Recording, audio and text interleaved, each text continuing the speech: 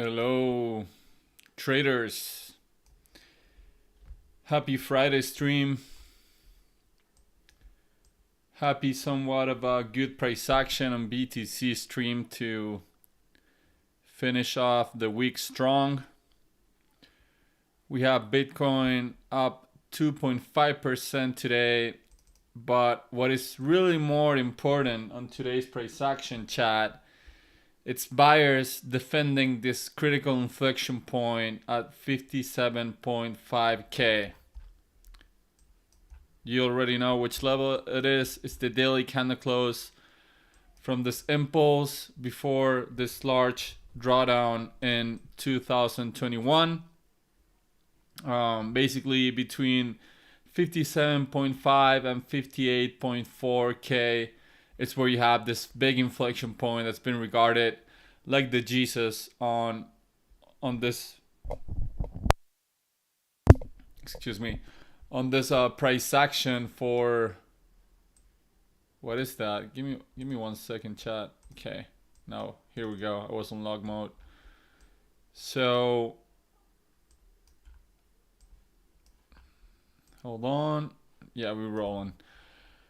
So this inflection point, it's been regarded not just in 2021 as a resistance and a support, but also on this cycle around, on this drop in early May. This is where buyers stepped in and basically recaptured the low time frame uptrend right after this horrible chop that people thought that maybe it was already bad, but look at what they've done for the past 6 months, chat. Look at this price action on BTC. It's just a nightmare of a range.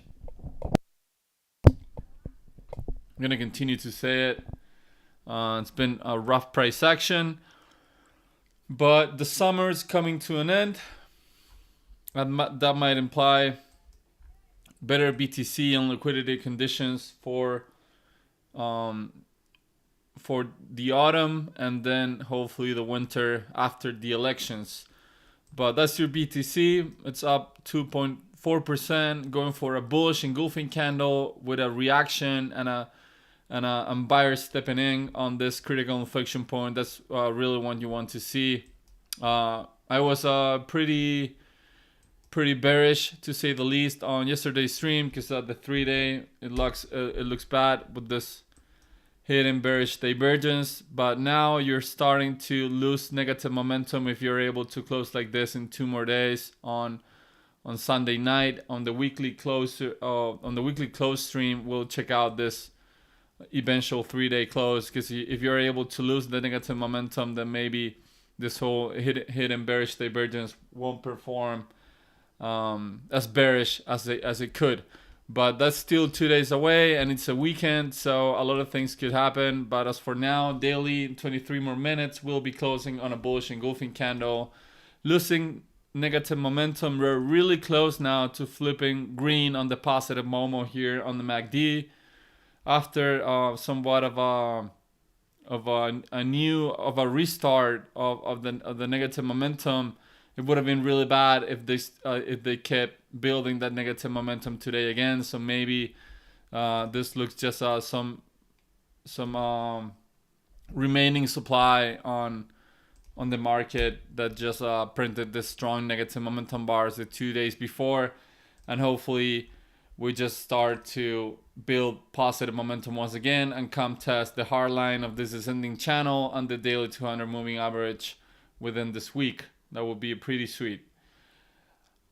So that's your BTC. Bitcoin dominance has been mooning today. BTC is up 2%, 2.4%, and there isn't many alts. They're doing quite the same performance, chat. So BTC was definitely king today. Stock market helped. The stock market actually closed green today, so that helped propelling BTC upwards on today's price action. And you can read the title on today's stream. Something funny happened. Blackrock has bought as much ETH. Basically, more ETH than what the ETH Foundation now holds. So the BlackRock ETF is a bigger ETH holder than Vitalik or the ETH Foundation. And it's not like BlackRock just holds the ETH, it's BlackRock customers. But BlackRock is the custodian of such ETH. So BlackRock has the biggest custody of ETH token if you compare it to the ETH Foundation. So that's, I don't know. I'm not sure if I had that on my bingo card for this year, but I don't know what you guys think about if it's bearish or bullish, or if it's good for the market or for decentralization. I think that new buyers stepping in, whether if it's TradFi or retail, and the ETH Foundation losing the concentration that it had, I think it's a good thing for ETH, in all honesty, on the long term horizon. So that also could imply some impact in the price. Maybe the BlackRock clients are in here for the longer term than the ETH Foundations, because you can see that ETH Foundation has been selling on the past few months. So maybe they'll hold on onto their ETH for a longer time frame rather than the ETH Foundation. I don't have a clue, in all honesty, what's the schedule for the ETH Foundation on their ETH. I don't know if they do any kind of buybacks or they just sell for covering their expenses. But quite the news. I was shocked when I read it just 30 minutes ago. So I decided to go with that on today's title stream. So yeah, just to wrap it up with BTC, you're catching a bit at a strong inflection point here, which was regarded as support on May 1st. You deviated below on July 10, and you blasted through on August 5th, but you're now holding it as support with a bullish engulfing candle. So, man, if you lost that level, then 52 to 53 would be in order. If you lose it during the weekend, for example, the next logical target for the downside will be the bottom trend line here of this descending channel at around 53K, and then this horizontal line at 52.1K. This inflection point from history here. This you can see that there's been some price action that's correlated to such level, and if you lose that, then 48K to 46K are the next inflection zones on an horizontal perspective, which is different than diagonal trend lines, because diagonal trend lines are more arbitrary in the way that anyone can draw on a diagonal trend line however they want it. But on horizontal supports and resistances, there isn't much discussion whether that zone is. So everyone in the market knows that that is potentially a very real level for a reaction on price. So pretty good on BTC for now. I hope they close it like this in 18 more minutes.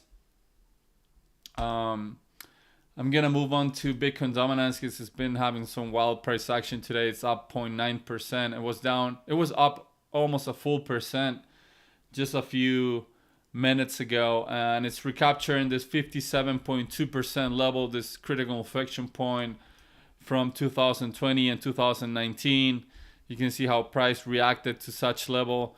Both in the past two, you can see how it worked as a resistance in 2008 and early 2019. So if you wanted to see a retrace on Bitcoin dominance, it's not the best scenario. Then your next logical target, it's 60% basically, and there isn't much resistance above 57.2. It's just an up and down territory, as you can appreciate here. So your next logical target, if you're able to sustain price above 57.2%, chat, is at the 60% on Bitcoin dominance. So quite the day, man.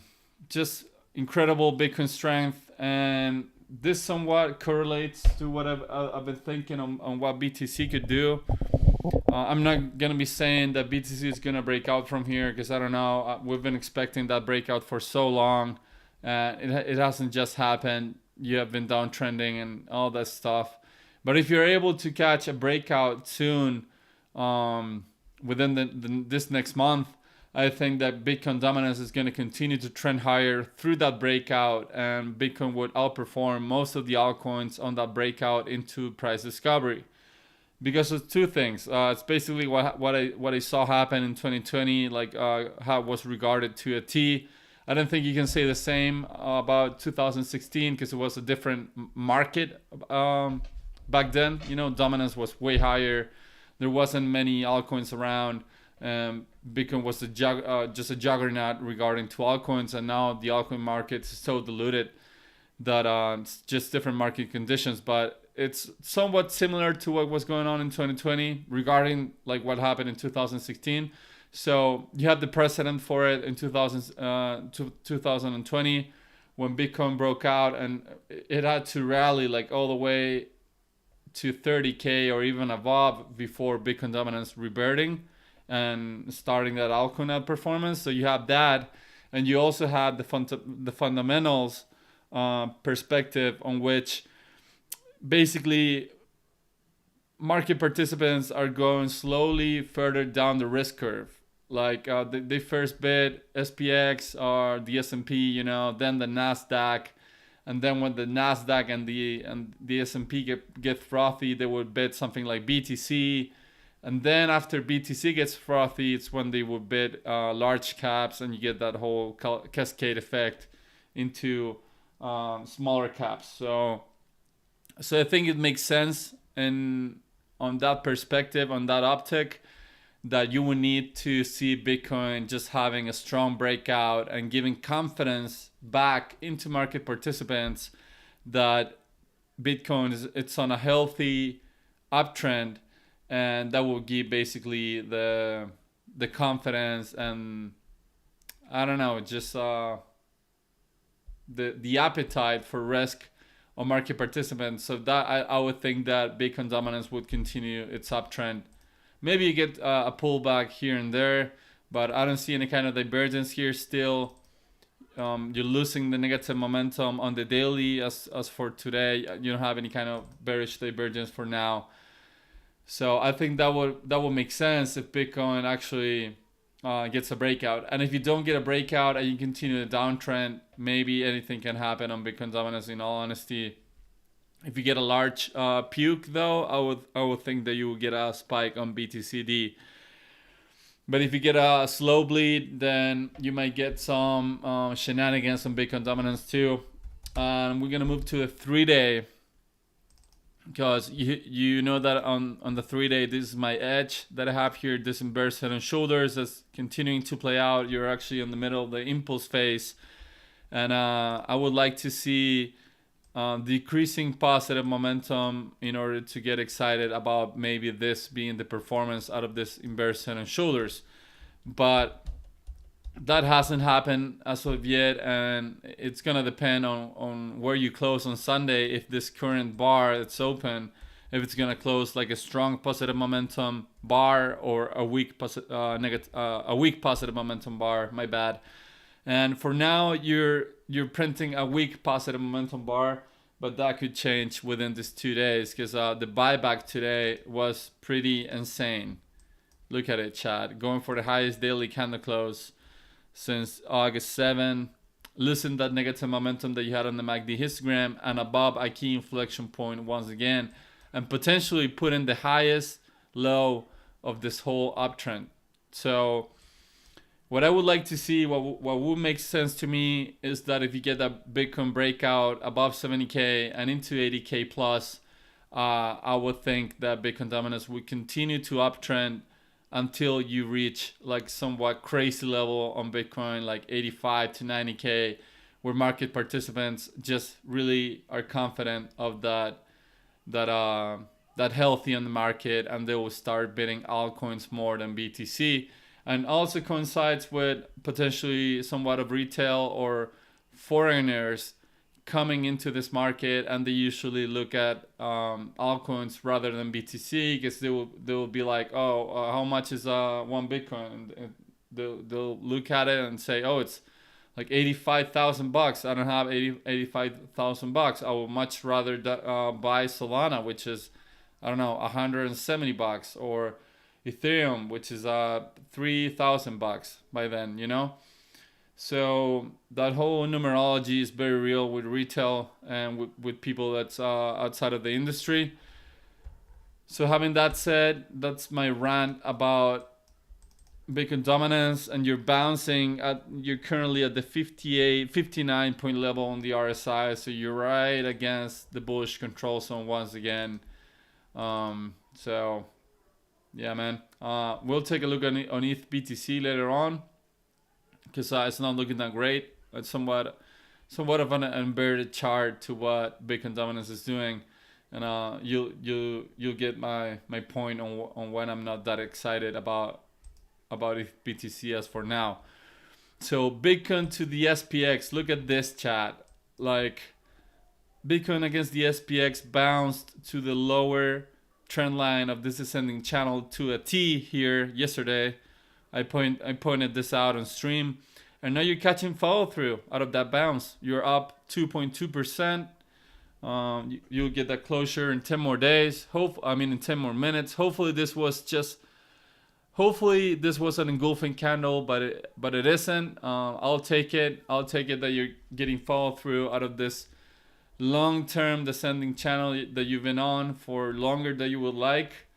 But I'll take this somewhat of an edge here.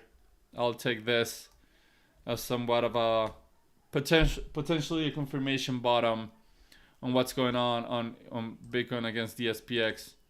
You're losing negative momentum once again. You're at the 41 point level on the RSI, so you're neutral, and you will want to see a bounce from here in order to get optimistic about this pair, about BTC against the SPX, because this has been pretty brutal, man. Like it's taking way longer than expected to get that breakout, and you're below the daily 200 moving average with a bearish retest to it. So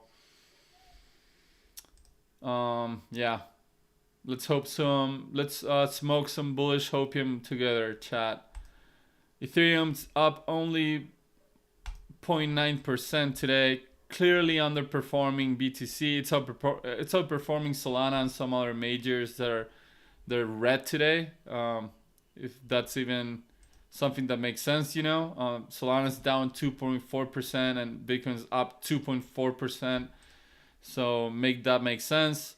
But at least Ethereum is green. You're holding 2,500 bucks. This inflection point from the previous cycle, you'll see here, was manufactured on April 16 of 2021, and it's been regarded as both a support and as resistance ever since. So you're holding that level as for now.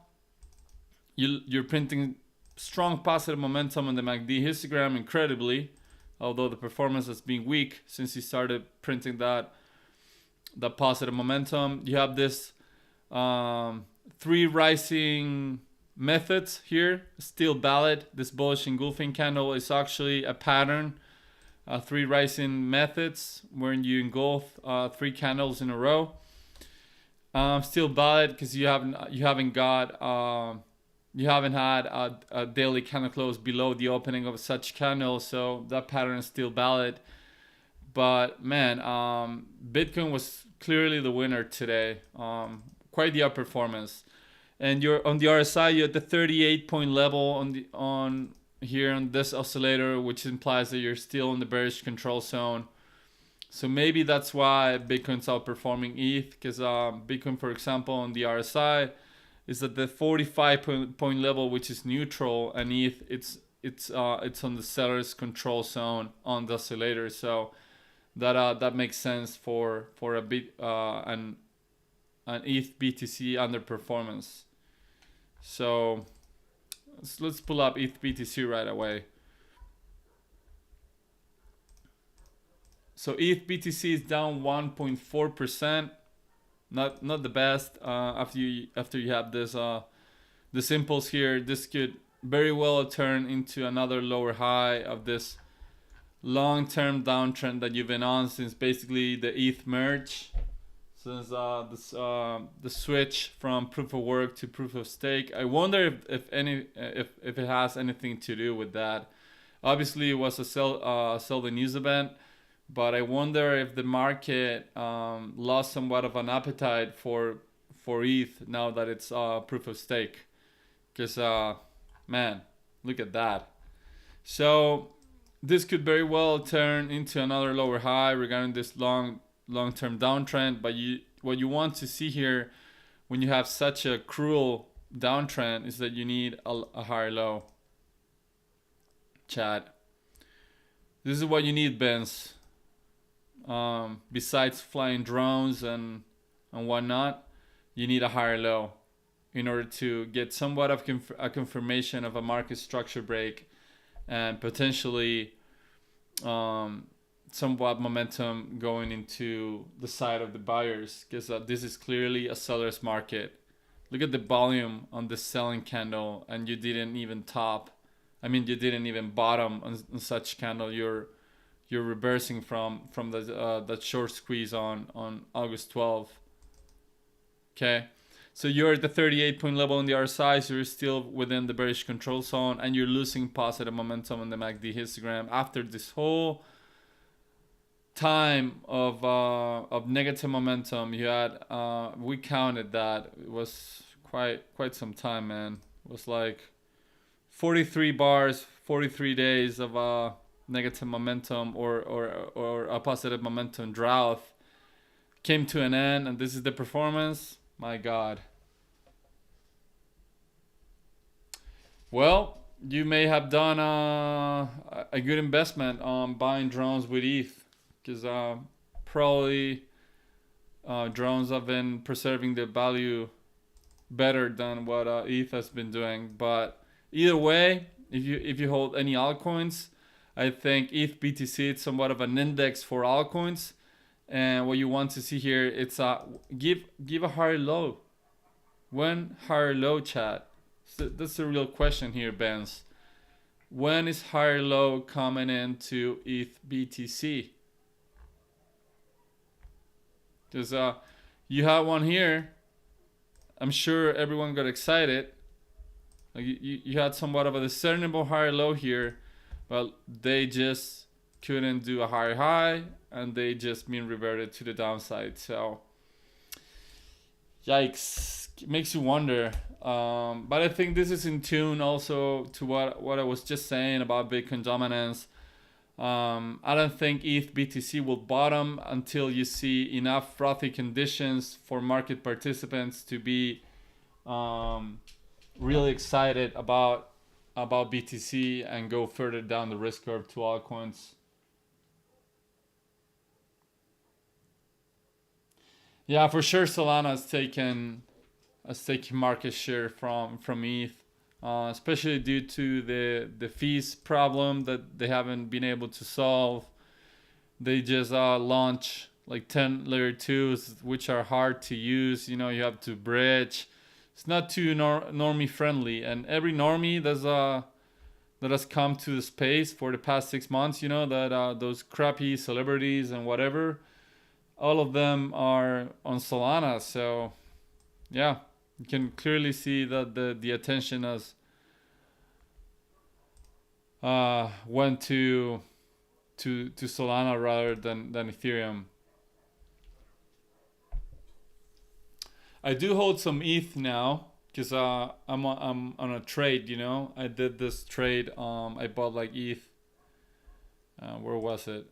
I think it was like down here, somewhere around here, and now we're above here. So I gained some sats on this trade, but I think I might convert back to BTC really soon, or to some other potentially outperforming altcoin. And I do hold some NFTs, so that's basically my NFTs are my Ethereum exposure. But once again, I think we'll see that ETH BTC bottom once, when, I'm gonna be really clear, when BTC it's way past its all-time highs, it's when you'll see that ETH BTC bottom, in my opinion. Let's take a look at USDT dominance. So you're falling below 5.8%. That's always good. You'll see here this inflection point from 2022. You're also catching somewhat of a sell-off against this this diagonal line from this uptrend. So that's also decent. You do have this 3 rising valleys pattern here, still valid, although you did have a throwback when you had this breakout. Remember, I'm gonna get everyone DC about this pattern, but I'm gonna keep talking about it because it's very real as for now. So you have this breakout line here of this accumulation pattern, this 3 rising valleys. Boom, had the breakout, but then you couldn't hold price above it, came back down, throwback. Technical books and people way smarter than me say that these patterns get hurt on their performance when this happens. And hopefully that's what's going on, and we don't go against we don't have a breakout again of that breakout line. Because if you break out, if you get another daily candle close above this breakout line, then what's implied, in my opinion, that the pattern is still valid and it's maybe gonna go for its performance, but maybe not such a good performance like the one it would have had if it didn't get the throwback. I do want to show you guys something here. It's interesting.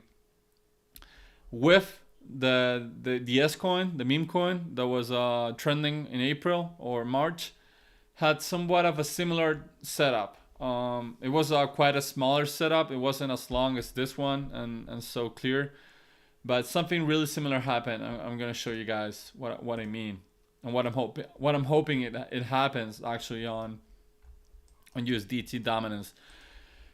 So you have this 3 rising valleys here pattern. This is the first low. This is the second one. This is the third one. This is your breakout line. Okay.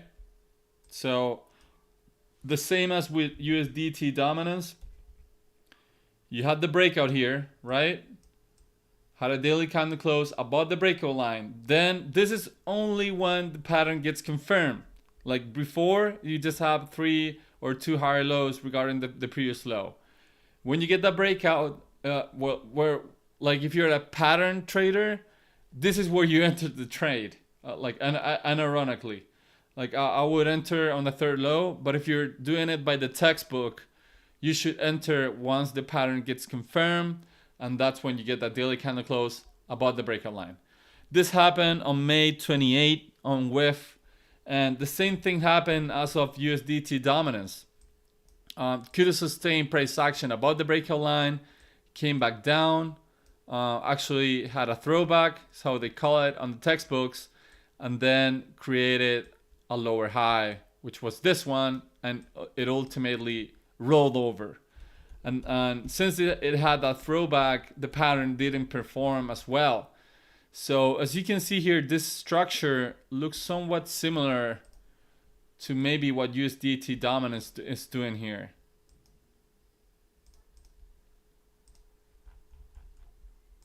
So USDT dominance, okay. I thought it flipped green on the day, but the daily candle just closed. But you can see the similarities here, chat. You have the breakout line here. Had a throwback, and now potentially, I'm gonna clear this out. Now potentially a lower high regarding this high, and then you roll over. This would be BTC mooning. This would be crazy. Okay. So I don't know what you think about it, Vince. If you think that that's anywhere near to what WIF did here, because you have the 3 rising valleys, breakout line here. You know, could have sustained price action above the breakout line, and then what we basically need here is that lower high here to be confirmed on USDT dominance. Yeah, I know you're not into WIF, but just the pattern here, they look pretty similar. I think that USDT dominance hopefully does something like this. You know, you had an accumulation pattern here, then this price action, this this throwback. I think it looks similar, right? I'm actually gonna fractal it, because why not? Dude, if we get that kind of price action on USDT dominance, it would be so bullish. It would be so freaking bullish, it's not even funny. All right, something like that.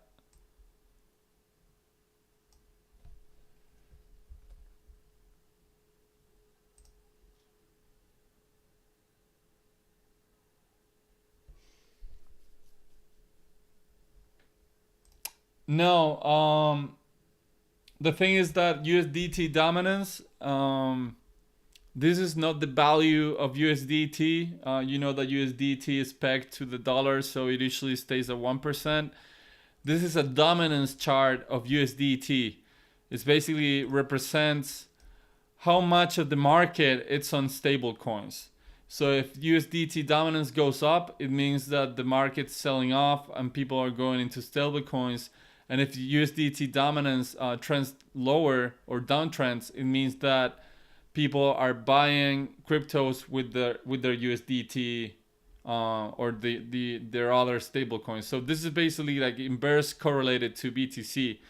If this thing goes up, then it's bad for BTC, and if this thing goes down, then it's good for BTC. And you had no, it's not directly related to WIF. The correlation to WIF that I was talking about is that you have the same pattern. Here you had 3 rising valleys where you have a low here, a higher low, and then another higher low with a higher high here regarding this first high. So if you go to WIF here, you had the same thing back in April. You know, you have a low, another higher low, another higher low with a higher high regarding this high. Okay, so this is a 3 rising valleys pattern, which is an accumulation pattern. And I was trading this pattern actually. I took a long here. I was expecting of this. This is the breakout line for the pattern. This is where the pattern gets confirmed. And they confirmed the pattern, but they couldn't sustain price action above the breakout line, and they just sold off, which is what USDT dominance is doing here. I think it's really similar. You have the pattern here, 3 higher lows, then the breakout line, it's here, you know, right here. They broke out, but they sold off, you know, just below the breakout line. So that's what's similar on USDT dominance and WIF right now.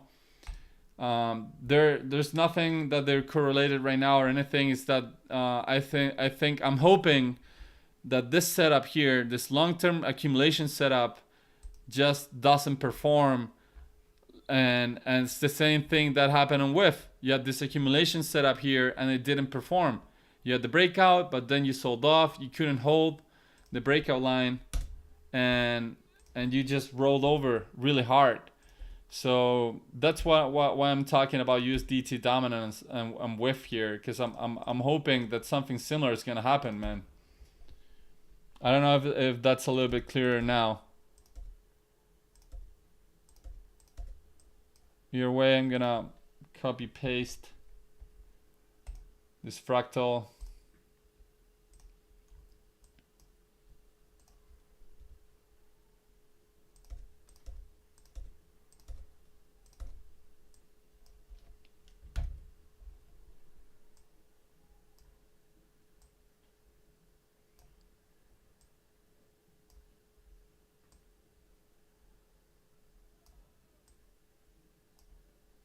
So something like that, maybe.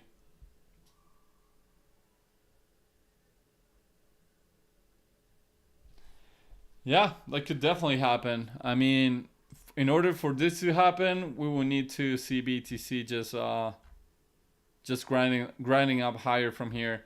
But this will be really sweet. This will be a good drawdown on USDT dominance, and that would also be really good for BTC, in my opinion. But you just need to confirm this lower high here. If you confirm this to be a lower high regarding this high, then I think something similar is going to happen to what happened on WIF here. Just this to be a lower high regarding this high.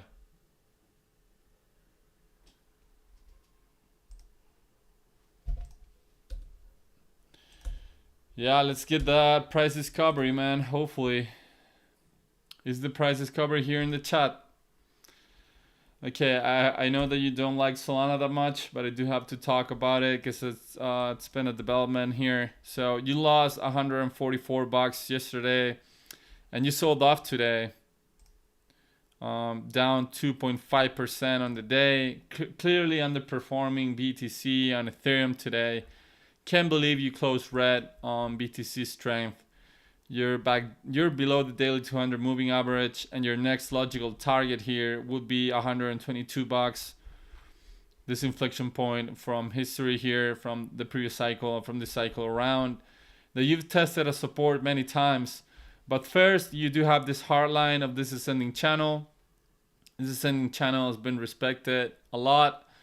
So I don't know. I'm just not a fan on how Solana looks. You're building negative momentum once again on the MACD histogram. You're at the 41 level on the RSI, so you're neutral. But if you go to Sol BTC was looking better than Sol USD yesterday, but look what they did, chat. They had a massive bearish engulfing candle. This somewhat of some kind of 3 falling methods. I mean, it's a 4 falling methods because you go 4 candles in just one shot. Close down below the daily 200 moving average and close down below this inflection zone from the previous cycle too. So that's not great on Sol BTC. And you do have lower highs regarding this high here. So less market participants on Sol BTC now than what was going on in March. So less people interested in Sol BTC versus 6 months ago. And you do have some kind of an M shape here, or double top. You have a lower high regarding this high. You would need to take out this low here in order to confirm a double top. But I don't know. I'm not a fan of the structure, just on how it looks, man. Let's take a look at Sol ETH, because Sol ETH it's been really telling for what Solana could do. They were holding the level yesterday, but you fell below it today. You fell below 5,417. This inflection zone, very real from 2021. You'll see here with price action and also daily candle close. So you fell. You were sustaining that price yesterday, but you fell below it today with a bearish engulfing candle. Building negative momentum once again. You're the 49 point level in the RSI, so you're neutral. Man, I'm not a fan of deviations above clear inflection points. I've been pretty vocal about this, chat. If you've been watching the streams, you know I'm not a fan on how Sol ETH looks when you get this kind of deviation against a strong inflection point from history. You need a decisive breakout when you have somewhat of a range like this. So yeah, maybe they run it back later on, but you're continuing to perform out of that bearish divergence on the MACD and the RSI, continuing to print strong negative momentum. So yeah, not the best, man. Not the best at all. Okay. What else? I saw some strength today on Aave and Uni. They were outperforming BTC. I think they were the only two outperformings of BTC that I saw today. Let's see how they closed. So Aave closed on a 4.2% gain candle today, right against resistance. This inflection point here from 2022. You can see how it's been regarded as resistance, and a support for some time. So buyers run this asset all the way against resistance, against the 112 dollar resistance here. You actually can see that you left a wick to the upside, so market participants knew what they were going against. But quite the performance today on Aave. Look at this. They had a hidden bullish divergence here on the MACD histogram, actually playing out and confirmed, where you had a higher low and a lower low on the MACD, which implied bullish continuation. And if you turn on the 3-day, look at how the 3-day looks here, chat. You just have like a bullish backtest here to $76, this inflection zone from history, and you're clearly having demand here, man. Like, you're against resistance. I'm not gonna deny that, like a strong resistance. The next inflection point after 112, it's $140 above here. No way to position myself here really, but you're printing strong positive momentum on the MACD histogram, and you're the 59 point level on the RSI, so you're really close to bullish control zone on the 3-day on Aave. So yeah, Aave just had the highest daily candle close since August 1st, so almost monthly highs for Aave. And let's take a look at Uni, because Uniswap was doing things too, man. They had a bullish engulfing candle today, actually closed the daily candle at a 4.6% gain, building strong positive momentum on the MACD and at the 45 point level on the RSI. And let's take a look at the 3-day. A 3-day doesn't look as clean as the Aave one, I think, because you're below the daily 200 moving average. You do have bullish divergence here on the 3-day, where you have a higher low on the MACD histogram here on the negative momentum. Look at this.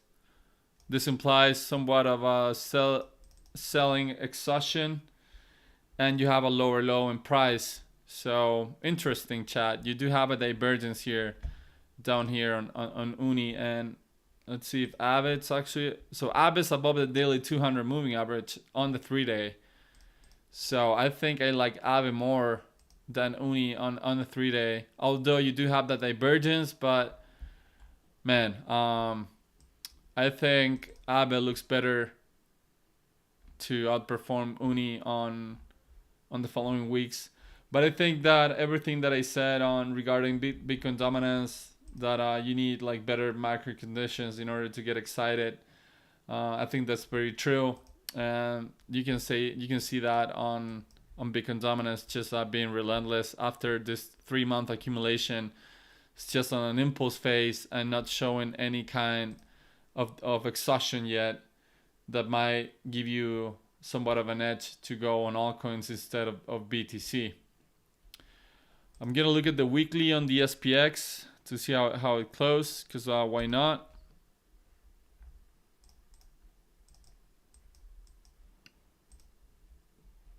Man, look at that. Look at the momentum on this asset, man. Highest weekly close since July 8th on the SPX, closing 2 bullish Marubasu back to back in a row, chat. This is a single candlestick pattern, or somewhat of a candle type, a Marubasu candle where you have a strong body, like a large candle with almost no wick. That's what they did. They just did it last week and this week too. Incredible strength on the S&P, man, on the weekly time frame. And you have a hidden bullish divergence here on the weekly, maybe getting close to being confirmed, where you have a lower low on the momentum and a higher low in price, which implies bullish continuation for the bullish for the weekly time frame, chat. So hype in the chat for the SPX, for the S&P, just highest weekly close since last month, man. Just incredible how they be recovered stocks after this drop.